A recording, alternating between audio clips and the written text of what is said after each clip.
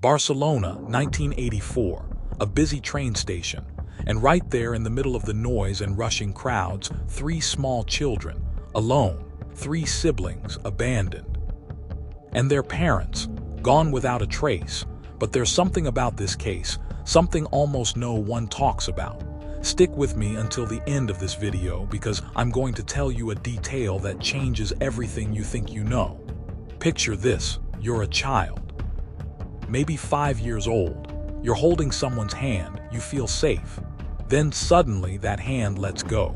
You're surrounded by strangers, voices, footsteps, train whistles, and the person who was supposed to come back for you never does. That's exactly what happened to these three little ones, Ramon, Ricard, and Elvira. The oldest was just 6, the youngest barely 2, and on that April day someone told them, "Wait here. I'll be right back." But they never returned. The strangest part, these kids didn't know their parents' names. They didn't know where they lived. The only thing they could say was that they had been living in Paris just days before. Now you might be wondering, did their parents abandon them on purpose? Or did something happen to them? Hold that thought because the answer might not be what you think. The police assumed someone would come forward, maybe a relative. Maybe the parents. Days passed. Nothing. Weeks passed. Still nothing. So the children were placed in a center for vulnerable kids, a place meant to keep them safe, but also a place where they could easily be forgotten. And for years, no one came looking. This was only the beginning. The real twist wouldn't come until 38 years later, when a DNA test finally revealed who their parents really were. But who were they? And why did they vanish? If you enjoy learning about the hidden truths of crime stories, consider hitting that like button and subscribing for more content like this. And please comment below to let me know where you're listening from. We left 3 small children in a Barcelona train station, alone, their parents gone. We know now they spent years without answers. But what if I told you the truth was buried deep, not just in another city but in another country, and it would take almost 4 decades to uncover it? After being moved to the Children's Center, life for Ramon, Ricard, and Elvira changed forever. They were no longer siblings in a family, they were just case files in a system. Weeks turned into months. The questions never stopped, from social workers, from police, even from strangers who read about them in the papers. But every time, the kids had the same answer: we don't know. They had no photos, no documents, nothing to prove who they were. And here's the part that sends shivers down my spine: someone had left them there with intent. That man, the so-called family friend Dennis, didn't just vanish into thin air. He disappeared with the children's past. Police searched for him, but without a last name, without a trail, he was a ghost. So the official files got smaller, the public stopped asking, and the kids were quietly placed into foster care. In June 1984, a school psychologist named Marisa Manera saw their faces in a newspaper. Something inside her wouldn't let go. She first took them in temporarily, then legally adopted them. She gave them a home. She gave them new names: Moral Manera. For the first time they had stability, but deep inside, the mystery of their real family never went away. They grew up, went to school, made friends. But there was always that one haunting question: who were we before all this? In 2022, nearly 38 years later, Elvira decided to take a DNA test through MyHeritage. She wasn't expecting much, maybe some distant cousins, but what she got was a direct hit. The test connected her to blood relatives in southern Spain, and from there, the names finally surfaced. Her father was Ramon Martos Sanchez, her mother Rosario Cuetos Cruz. But here's the real shocker. Both parents had vanished in 1983, an entire year before the children were abandoned. So now the question wasn't just why were the kids left in Barcelona. It was, what happened to their parents a year earlier? The DNA test gave us the parents' names: Ramon Martos Sanchez and Rosario Cuetos Cruz. But here's the problem.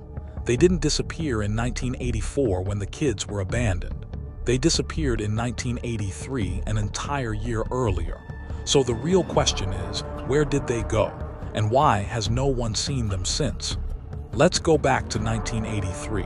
The family had been living in Paris. According to distant relatives, Ramon and Rosario weren't just another couple trying to make ends meet. There were whispers of trouble, arguments, money problems, maybe even shady connections. Then one day they were just gone. No note, no goodbye. Their friends claimed they had moved to start a new life. But start a new life where? And without telling anyone. Here's where things get really strange. In the months after their disappearance, their names never showed up in official records. No work contracts, no bank activity, no hospital visits. It was like someone had erased them. And yet, a year later, their children turned up in Barcelona, abandoned by a man named Dennis, a man no one could find. Coincidence? Or was Dennis working for someone? Some believe Ramon and Rosario met with foul play in Paris. Maybe they crossed paths with the wrong people. Others think they deliberately left their children behind to protect them from danger. And then there's the most unsettling theory of all, that the parents were alive, watching from a distance, and chose never to return.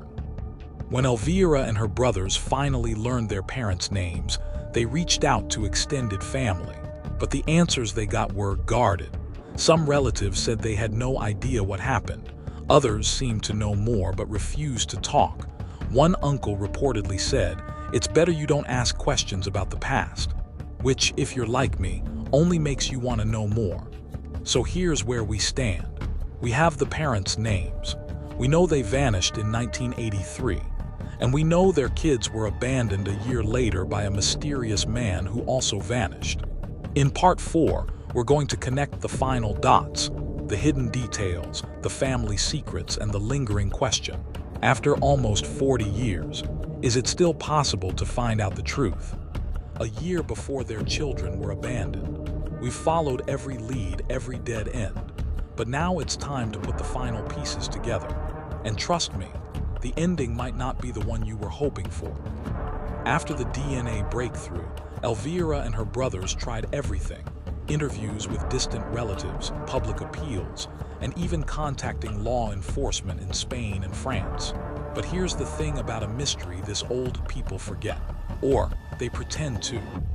As they dug deeper, one detail kept bothering them. Why had no one, not a single relative, stepped forward in 1984 when their photos were in newspapers? If the parents were gone, surely someone in the family would have taken the children in. Unless the family already knew what had happened, and they were staying silent on purpose. Warning theories come full circle. There are three main theories that remain to this day. One, foul play. The parents were caught up in something dangerous in Paris and were killed, leaving the children in the care of someone they trusted, someone who later abandoned them. 2, witness protection or escape. They left everything behind, including their kids, to hide from powerful enemies. 3, intentional disappearance. They simply chose a new life and never looked back. None of these theories have ever been proven, and maybe that's the most haunting part. Despite never finding their parents, the siblings grew up with the manner of family, safe, loved, and with opportunities they might never have had otherwise. But even in adulthood, the shadow of that day in 1984 never left them. Imagine carrying a question your whole life and knowing you might never get the answer. And here's the truth that most people don't want to accept. Not every mystery has an ending. Sometimes the people you're searching for don't want to be found. For Elvira, Ricard, and Ramon, the DNA test gave them names, but it didn't give them closure. And maybe, after almost 40 years, the real lesson isn't about where their parents went. It's about how you move forward, even when the past refuses to let go.